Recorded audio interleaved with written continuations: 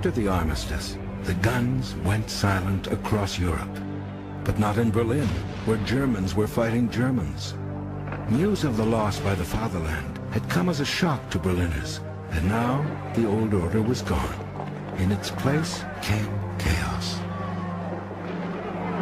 The streets of what was once a quiet, conservative town became free fire zones. The nationalists of the extreme right battling it out with the communists of the extreme left. And out of this struggle emerged a new democratic state, the Weimar Republic. In the 20th century, after the First World War, the world's great metropolis of vice was Berlin.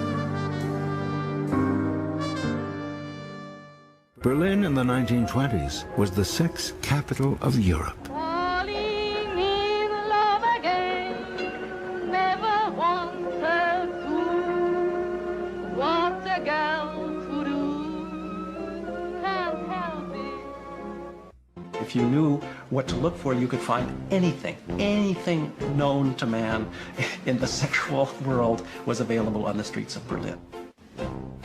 On any given night, as many as 100,000 prostitutes walked the streets or worked the sex clubs across the city. There were all different whores with different kinds of makeup on the street.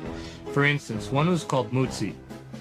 Mutzis who were prostitutes who hung out on just one street, Mutzstrasse, and these were pregnant prostitutes. There were prostitutes who looked horrible, who had acid-scarred faces or hunchbacks or were lame or crippled. These were called grasshoppers. You had mother and daughter teams on one street that dressed exactly alike. Here in Berlin, sex for sale offered every sort of perversion or fetishism imaginable. There was not a sexual appetite that could not be satisfied in this city. There were clubs where lesbians liked to whip schoolboys, and you'd find military officers sitting there with children sitting on their laps. So a lot of it was play acting, but there were quite a lot of people who also indulged in it. Berlin in the 1920s was the sex capital of Europe. Its very name became synonymous with perversion, debauchery, and creativity. Places that you hadn't noticed would turn into outrageous strip clubs. The basements of the restaurants would be homosexual or lesbian romper rooms and sex clubs. Every intellectual was leftish. The whole political right wing, which basically came from Munich, did not play any role in the beginning. The whole town was in the hands of leftish ideas. But outside Berlin, the right-wing nationalist movement was attracting scores of disillusioned Germans, including one obscure Austrian corporal by the name of Adolf Hitler. Hitler, like many of the right-wingers, hated this new Berlin, a city bursting with Bolsheviks, socialists, revolutionaries, and Jews. But in the early 1920s, Berliners had more immediate concerns. By 1922, inflation was spiraling wildly out of control. People would be paid in the morning and have suitcasefuls of banknotes, and they would have to then run to the shops because in the time between being paid and the time when they bought their goods, their food, the prices would have risen. Berlin was in a state of total chaos. Hundreds of thousands of dispossessed, starving in the streets, and at the same time, you had very rich people. So you got on the one hand the poor eating turnip soup, the butchers selling crows, squirrels, even rats, and on the other side, people who could afford it eating the most sumptuous meals like they never paused for thought. With virtually every currency in the world more valuable than the German mark, foreign tourists flocked into the city to take advantage of the cheapest sex on the continent. $10 in American money could buy you anything you wanted. Every possible sexual taste was catered for. Hausfraus became harlots, teenagers turned tricks, and Papa became a pimp. When you have unemployed, you also have an increase in sex workers. But it wasn't just Berliners. It was tens and maybe hundreds of thousands of young boys and young girls who were coming to Berlin to participate in this hard currency sex traffic. It was a city that was filled with lesbian life. There was the idea that everywhere you went, you didn't have to hide what you were.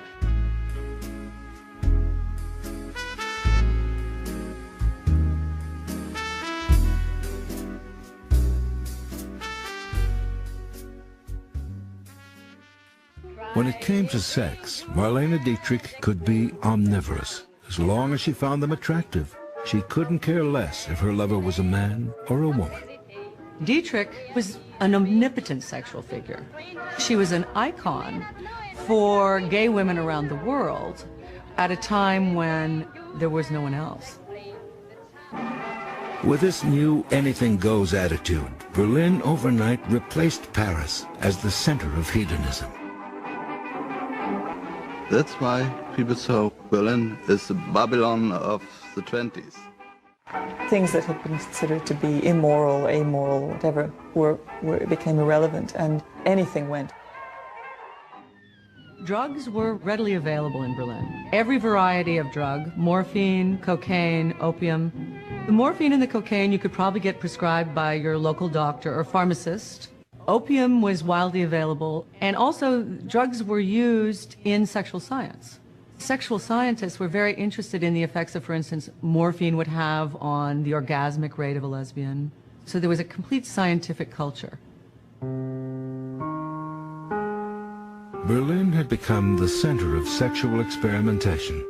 It also became the center of scientific research into sex, led by a pioneering doctor. And this was a very funny character called Papa, or the Einstein of sex in Berlin. It was Magnus Hirschfeld.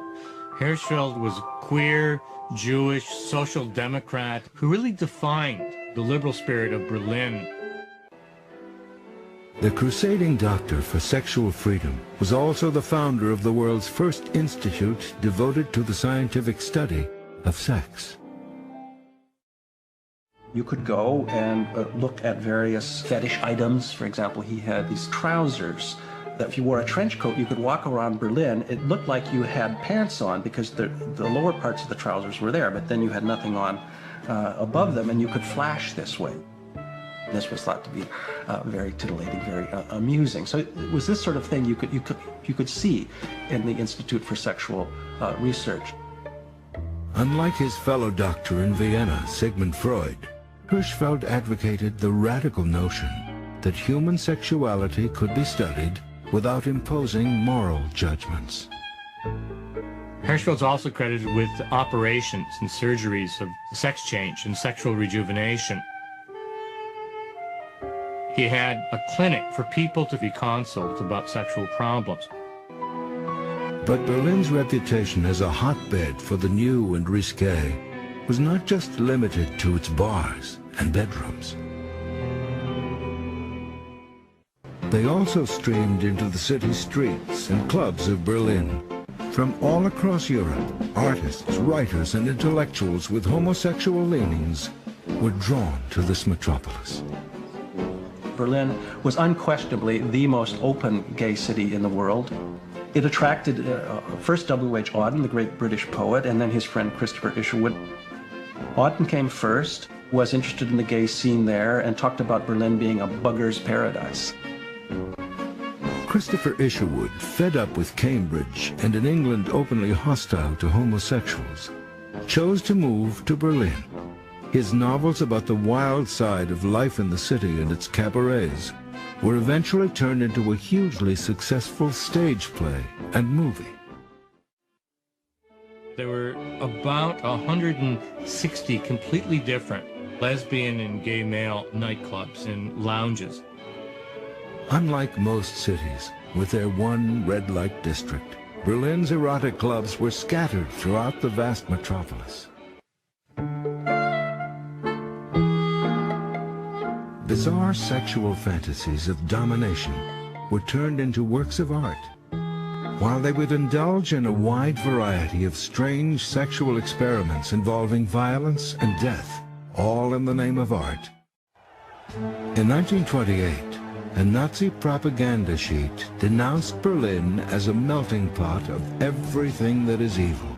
When Goebbels got off the train in 1926 to take over the city, he found the Nazis could scrape together maybe 200 members.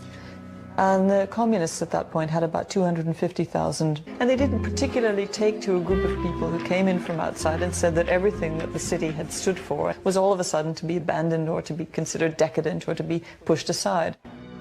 Hitler had personally appointed him to go to Berlin. It looked at the time like an impossible mission. He was a good choice for the Nazis because he understood the city. It was he who was designated to turn the city from a bastion of communism, a red city, into a brown one, that is a bastion of the Nazis. This was a difficult proposition. Berlin, to them, was foreign territory. They shared the typical provincial conservative Germans' notion about Berlin as a decadent place. It was too avant-garde. They hated the place. Berlin was in an upheaval. Street fights were common. Unemployment was worsening. And then, on January 30th, 1933, Hitler was appointed Chancellor of Germany. He made it clear what his plans for the city were. What is ugly in Berlin, we shall remove.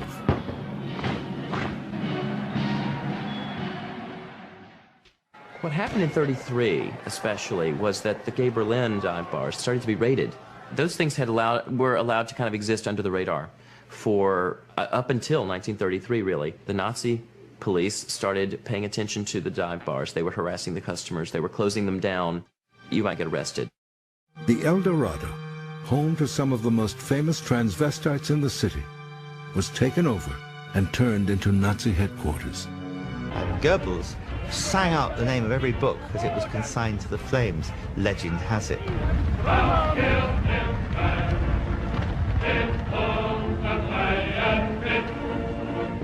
The exodus was almost immediate. Bertolt Brecht and Kurt Weill, George Gross, Albert Einstein, Marlene Dietrich, just a small number of the thousands who were driven into exile.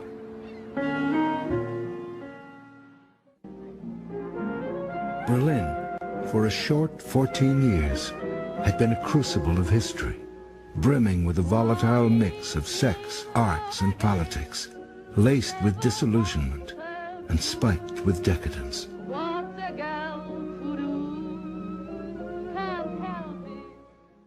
The Babylon on the River Spree was no more.